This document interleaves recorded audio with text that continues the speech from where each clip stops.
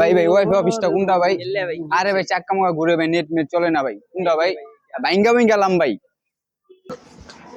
এই ভাই আপনি কি নেট দেন বুঝলাম না তো ভাই, আপনি কি শুরু করছেন না কি লাগে দিচ্ছি আমি ফালান মেরি মে নেট চালাবার পাই না আমি। আপনি ও বোম কেনে বয়া কি করব মিয়া? সমস্যা আপনি সমাধান করুন মিয়া বয়া কি করব মিয়া নেট? ভাই আপনি ঠান্ডা তো হইছেন? হ্যাঁ ভাই আপনি কি রাউটার চালাইতে পারেন চালাইলো না? 10F3 অঙ্কর যুগে ভাই 10F3 রাউটার চলে।